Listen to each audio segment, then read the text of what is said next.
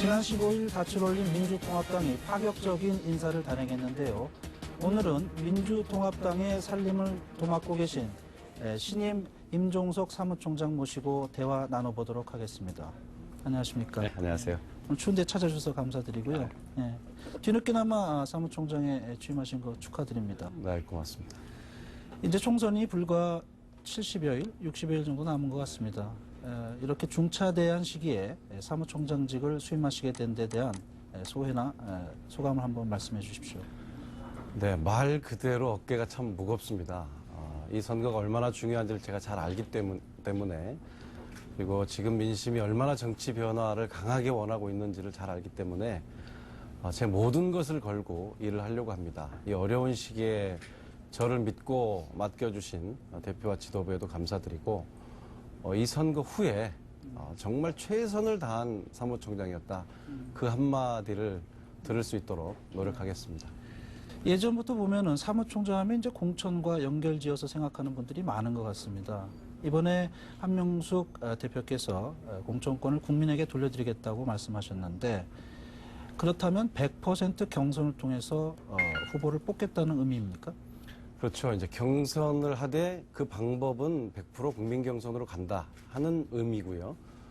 그런 면에서 한명숙 대표께서 공천권을 국민에게 돌려드리겠다 하는 것이고 그 외에 저희 당원상에는 전체 공천 중에 30% 범위 안에서는 전략 공천을 할 수 있도록 정리해서 말씀드리면 30% 범위 안에서 전략 공천을 하고 70%는 경선을 하되 그 방법은 완전 국민 경선으로 한다 이런 취지가 되겠습니다. 한나라당은 20대 80이라고 표현했던데 그럼 전략 공천이 민주당이 좀 더 많은 셈이 되겠네요. 수치상으로는 그런 셈인데 뭐 어느 수치가 더 개혁적이냐 이런 문제는 아닐 것 같고요. 공천은 결국 국민들이 얼마나 신뢰할 만한 후보들을 내놨느냐 여기에 따라 평가는 달라질 것 같습니다. 네, 지난번 지도부 경선 때 모바일 투표에 수십만 명이 몰려서 상당히 주목을 끌었었는데요. 이번에 경선을 치르게 된다면 고비용 구조 탈피를 위해서 모바일 투표를 전면적으로 도입할 생각이 있으신지 한번 말씀해 주시죠. 물론입니다. 저희 지금 민주통합당에서 가장 중요하게 원하고 있는 또 한나라당에 주장하고 대답을 기다리고 있는 그 선거제도 개선이 바로 모바일 투표 도입입니다. 저희가 이미 지난 전당대회 때 80만 명의 시민이 이 모바일 투표를 통해서 경선에 참여했습니다. 가히 혁명적이라고 저희는 평가합니다. 과거에 2002년 대선 당시에 노무현 후보 당시에 깨끗한 선거를 위한 한 번 큰 태풍이 지나갔다면 이번은 정말 모든 제도가 완전할 수는 없지만은 또 한 번 깨끗하고 투명한 경선과 선거로 갈 수 있는 이런 발판이 모바일 투표를 통해 이루어진다 이렇게 보고 지금 정개특위에서 아마 상당히 의견이 접근돼 가는 것으로 알고 있습니다. 처음에는 한나라당에서 좀 부정적이었던 것으로 알고 있는데 역시 이 제도가 깨끗하고 또 많은 국민들이 참여할 수 있다는 것은 뭐 누구나 알 수 있는 사실이기 때문에 합의가 되지 않을까 기대하고 있습니다. 우리가 뭐 디지털 디바이드라고 그러나요? 현대 문명에서 격차가 세대별 간에 있을 수 있는데요. 민주당이 여러 조사에서 보면은 2040 세대에서 굉장히 강력한 지지를 받고 있는데 모바일 투표 같은 것을 전면 도입했을 때 장년층이 소외될 가능성은 없습니까? 예, 저희가 지난 경선에서 이것을 하면서 몇 가지 이제 좀 보완해야 되겠다 하는 부분들이 있습니다. 우선은 휴대폰의 기기에 따라서 투표하는데 편리성이 좀 다른 이런 문제가 있었어요. 예컨대 스마트폰에는 전체 후보가 한 화면에 뜨는 반면에 좀 작은 휴대폰에는 한 번 화면이 넘어가야 뒷번호 후보들이 뜬다든지 또는 그건 말고도 방금 얘기하신 대로 연령대에 따라서는 이 디지털 격차가 크기 때문에 과도기에는 역시 현장 투표와 디지털 이 모바일 투표를 함께 겸해서 해나가야 하지 않을까 이렇게 생각하고 있습니다. 완전 국민 경선을 치르겠다는 것은 과거에 지도부가 일방적으로 어떤 특정 지역의 후보를 심는다 그러나요? 꼽는다 그러나요? 그런 표현도 있었는데 속된 말로 공천의 기준이 중요할 것 같습니다. 이런 점에서는요. 과거와 차별화를 하기 위해서는 민주당이 생각하고는 공천의 기준은 어디에 두고 있습니까? 지금 이제 저희들이 이번 총선을 앞두고 가장 중요하게 생각하는 건 역시 이 민생입니다. 지금 현 정부에 대한 민심 위반도 거기서 나타나고 있거든요. 소위 엠비노믹스, 이명박 정부의 경제라는 것이 대기업과 재벌 중심으로 거시지표만 관리하면서 서민 경제를 돌보지 않았다. 이렇게 압축된다면 저희들이 이것을 하나하나 어떻게 고쳐가겠다. 이렇게 좀 공약하고 이것을 할 수 있는 힘을 달라. 이렇게 지금 해 나갈 생각이거든요. 그래서 저희들이 한편으로는 경제 민주화를 강조하고 있고 또 한편으로는 보편적 복지 그리고 구체적으로 이제 이 조세를 개혁하는 이런 문제들을 아주 꼼꼼하게 정책들을 만들어서 저희가 다수가 되면 이렇게 하겠습니다. 결국 그 얘기는 저희가 공천을 하는 데 있어서도 바로 당의 이런 정체성 기준을 매우 중요하게 생각할 것이다 하는 점이고요. 이런 노력들을 정책적으로 또 현장에서 실천적으로 해오신 분들에 대해서 저희가 이 높은 점수를 드려야 할 것 같고 또 특히 현역 의원에 대해서는 상대적으로 굉장히 엄정한 평가가 이루어지지 않을까 이렇게 생각합니다. 이번에 예비 후보 등록하신 분들을 몇 면을 보니까 특히 민주통합당 쪽에서 자신의 텃밭격인 그 현 지역구를 과감히 떨쳐버리고 호랑이 굴이라 할 만한 그런 지역구에 가신다는 의향을 표시한 분들이 많이 있으시더라고요. 이런 분들은 지역구 이동 이퀄 공천으로 해석해도 되는 겁니까? 저희 특히 호남의 중진 의원들이 예컨대 정세균 의원이랄지 정동영 의원, 또 김효석 의원, 유선호 의원 이런 분들이 호남에 어찌 보면 편한 지역을 버리고 어려운 지역으로 가고 계신데 정말 당으로서는 감사하게 생각합니다. 그러나 그분들이 그렇게 했다고 해서 당에서 바로 전략 공천을 할 수 있을 것 같지는 않습니다. 아시지만 이제 이번 주 안에 공천심사위원회가 구성이 될 텐데 공천심사위원회는 구성까지는 지도부가 하지만 구성되는 순간 거의 저는 독립 권력이다 이렇게 부릅니다. 그래서 그 안에서 당으로서는 감사한 결정을 했지만 다시 경쟁해야 할 분들은 또 경쟁하는 이런 과정을 겪어 나가셔야 되지 않을까 생각합니다. 좀 가혹한 거 아닌가요? 그분들이 그런 선택을 하셨을 때 그런 정도는 오히려 이 감수하실 생각으로 하셨다고 보고 어쩌면 그분들을 전략 공천을 한다고 정하는 것 자체가 그분들의 그런 순수한 의도를 훼손할 수도 있다 이렇게 생각합니다. 총선에서 필승을 하겠다는 건 여야가 막론하고 다 갖고 있는 목표일 텐데요. 총선 기획단은 그런 의미에서 그런 목표를 달성하기 위한 한 도구 역할을 할 거로 생각됩니다. 사무총장께서는 거기에 어떻게 포함돼서 역할을 하실 네, 저도 생각이십니까? 총선 기획단으로 함께 참여해서 회의를 하고 있습니다. 다만 이제 기획단장은 우리 이미경 의원께서 맡고 계신데 저희가 통합이 되면서 당에 정비하고 개혁 작업을 해야 될 일들이 너무 산적해 있어서 처음부터 제가 이것은 분리해 주십사 하고 지도부에 요청을 했고 실제로 당의 당무가 그렇게 많다는 거를 이해하고 이제 당에서도 그렇게 결정을 했습니다. 그래서 총선 기획단장이 총선과 관련한 이 실무 작업들 또 공천 기준을 정하고 방법, 경선 방법 이런 것을 빠른 시간 안에 정리해내야 되고 또 사무총장이 이것을 근거로 해서 당규를 만들고 최고위 회의 당무위원회 통과시키고 각종 TF팀 지원을 해야 하고 그래서 이렇게 이 쌍두마차로 간다 이렇게 보시면 될 것 같습니다. 최근 여론조사 보면은 눈에 띄는 게 있는데요. 민주당이 한나라당을 10%포인트 차까지 따돌린 그런 결과들이 제법 있습니다. 이게 소위 말하는 컨벤션 효과인지 전당대회 효과죠. 아니면 이게 총선까지 유효한 어떤 경향성인지에 대해서 사무총장 어떻게 파악하고 계십니까? 현재는 한 가지는 누적된 민심 위반이고요. 그것은 명백히 이명박 정부의 경제정책, 특히 서민 경제를 돌보지 않는다는 이런 데 따른 민심 위반이고 상대적으로 저희들은 시민 세력과 함께 통합을 했고 또 새 지도부가 탄생하면서 일정한 기대감을 갖고 지켜보고 계시는 것 같습니다. 그런 것이 반영된 것으로 보고요. 저희들이 그런 만큼 좀 두려운 마음을 갖고 있습니다. 민심이라는 것은 이 말 그대로 배를 띄우기도 하고 뒤집기도 하는 것이기 때문에 그래서 철저하게 국민들이 아파하고 가려하는 부분에 있어서 손에 잡히는 그리고 실천 가능한 이런 공약들을 내놓고 이것을 실천할 수 있는 힘을 우리에게 주십시오. 이렇게 총선에 임하려고 합니다. 이제 민주통합당은 3개 정파가 한국노총도 뭐 큰 범주에서 그렇게 본다면 3개 정파가 아울러서 이제 하나의 결사체가 된 거고요. 다른 한편에서는 이제 통합진보당이 있는데요. 네. 어떻게 보면 이제 소통합에 이뤘다는 느낌이 듭니다. 야권이 여전히 두 갈래인데 총선 대선이 있는 올해로 봤을 때 대통합을 추진하실 생각 이런 건 없으신지 한번 여쭙고 싶습니다. 저 개인적으로도 그렇고 저희 민주통합당 내에 대체로 의견은 대통합을 원했습니다. 그러니까 느슨한 연대라 할지라도 하나의 정당 안에서 합의할 수 있는 점은 당론으로 가고 저 부분적으로 의견이 다른 쪽은 그 안에 정파로서 활동을 보장받을 수 있는 이런 대통합 형태를 원했는데 그것은 통합진보당에서 원치 않으시는 것 같습니다. 현재까지는요.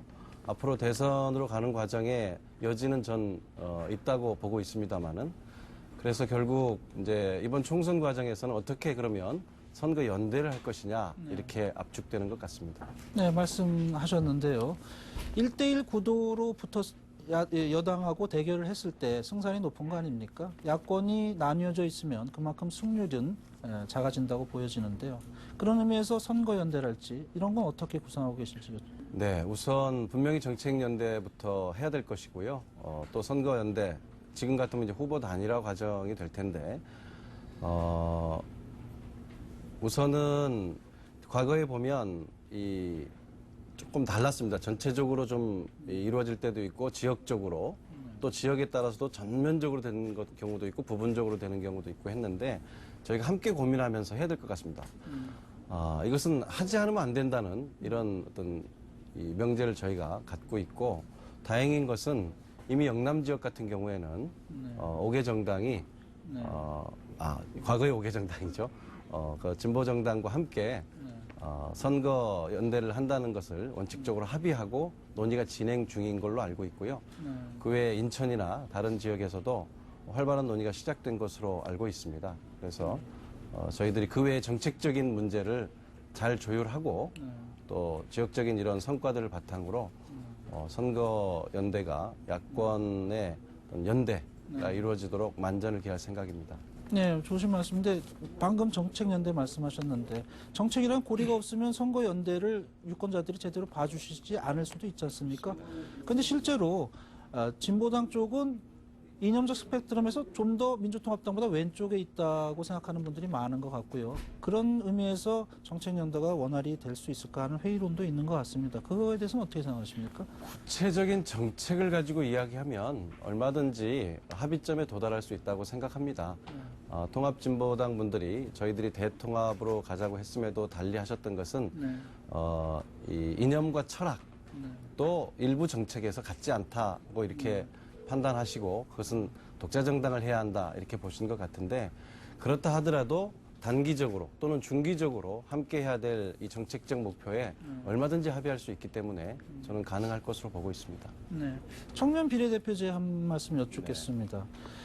과거에 대학 시절에 또 운동을 하셨었고 민주화 운동을 많이 하셨었고 그랬었는데 또 386 분들이 제도권에 들어오셔서 또 해보시니까 또 나름 또 아마추어리즘이 있었다는 그런 반성도 했던 거로 기억하고 있습니다. 청년 비례대표들한테 그런 기회를 그렇게 빨리 주는 것에 동의하십니까? 20, 30대 유권자가 약 40% 정도 되는데요. 우리나라보다 정치가 좀 선진화된 나라뿐만 아니라 조금 더 정치가 우리보다 후진적이라고 하는 나라에도 20, 30대의 국회의원들이 많이 있습니다. 우리는 너무 극단적으로 부족하다 이렇게 생각합니다. 그분들이 모든 영역에 이 종합적이고 경륜을 갖출 수는 없죠. 그러나 우리 사회의 40% 유권자에 달하는 20, 30대의 이런 이 요구, 그들의 문제를 대변할 정치인이 없다. 전 이것은 좀 심각하게 네. 이 연령을 국회가 잘못 반영하고 있다고 봐서 사실 2000년 제가 국회 들어온 이후에도 꾸준히 얘기해왔던 것인데 이번 기회에 이런 논의가 진행돼서 저로서는 굉장히 반갑게 생각합니다.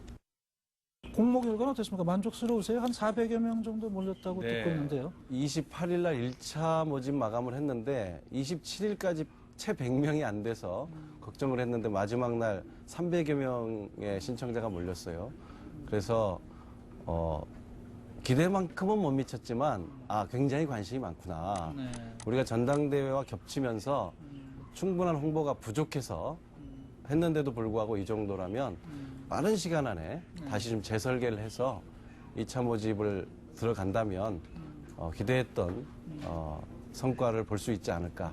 그리고 저희가 처음에 너무 무슨 경선 방식, 슈스케 방식이라고 너무 단순하게 설명했던 것 같습니다. 정치를 바라보는 20, 30대는 훨씬 진지했다 하는 걸 저희가 확인할 수 있었고 그들의 문제를 놓고 진지하게 토론하고 정책을 만들어내는 과정을 동시에 해볼 생각입니다. 알겠습니다. 그 남해당 얘기 여쭤서 죄송한데요. 한나라당이 15년간 유지해온 당명을 바꾼다고 합니다. 당초 오늘 발표할 예정이었는데 한 2, 3일 정도 늦추는 걸로 알고 있는데요. 어떻습니까? 당명을 바꿀 정도로 한나라당 사정이 절박한 것 같은데 그러한 정치 행태라고 그럴까요? 그런 거에 대해서는 좀 어떻게 생각하십니까? 참 조심스러운데요. 한나라당이 또 국민들의 민심과 만나기 위해서 몸부림하고 노력하는 것에 대해서 좋은 결과를 내길 바랍니다. 다만 저희들 경험으로 비춰서 한 말씀 드리면 국민들은 당명을 어떻게 바꾸든 중앙당을 폐지하든 안 하든 대표와 최고위원을 없애든 말든 그렇게 관심이 있지 않더라 하는 말씀은 드리고 싶습니다. 지난 4년 동안 왜 민심이 이반됐는지에 집중하지 않으면 그런 모든 노력들이 민심과 만나기에는 너무 멀다는 뼈 아프고 때늦은 후회가 될 수 있거든요. 그래서 구체적으로 국민의 삶을 어떻게 개선시킬지에 집중하고 그 노력이 진지하다고 인정받았을 때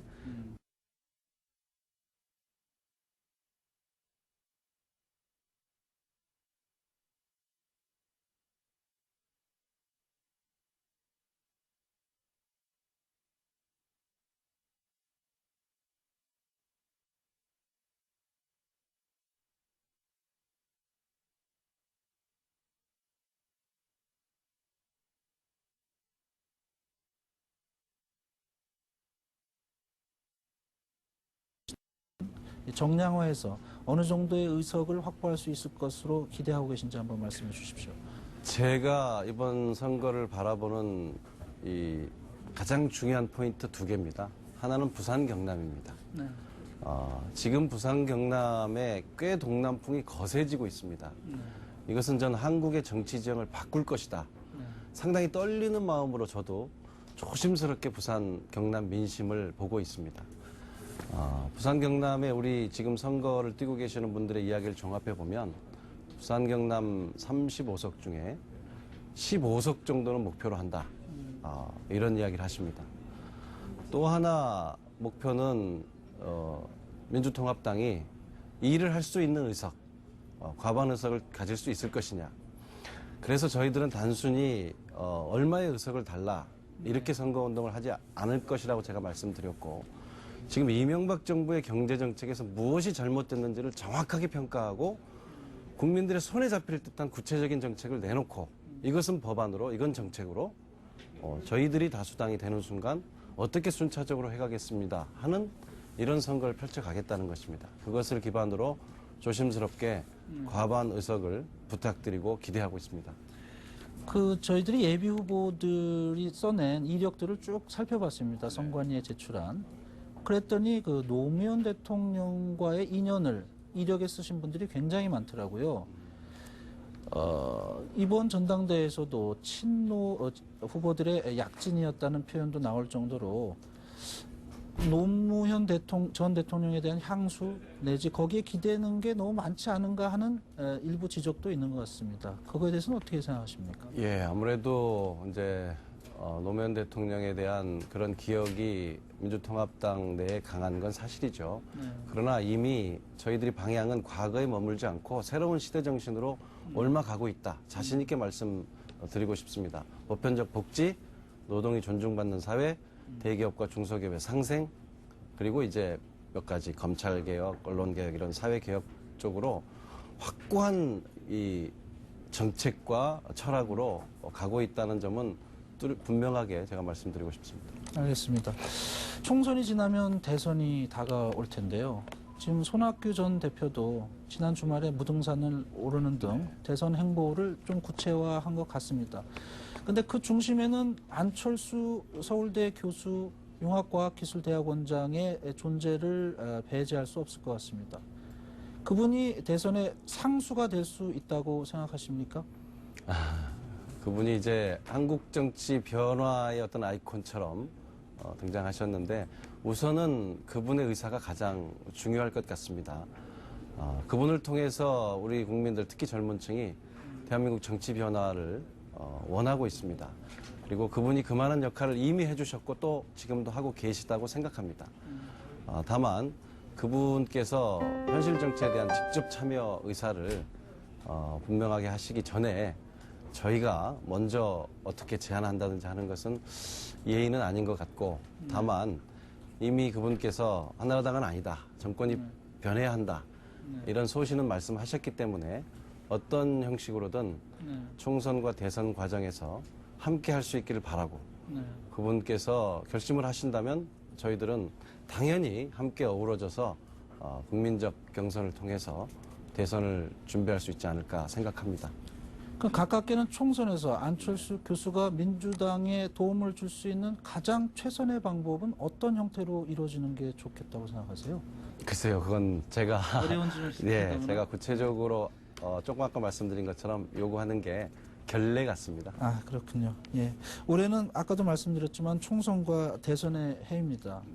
우리 임종석 사무총장께서는 질풍노도의 시대를 헤쳐나왔던 인물로도 잘 각인되어 있는 것 같습니다.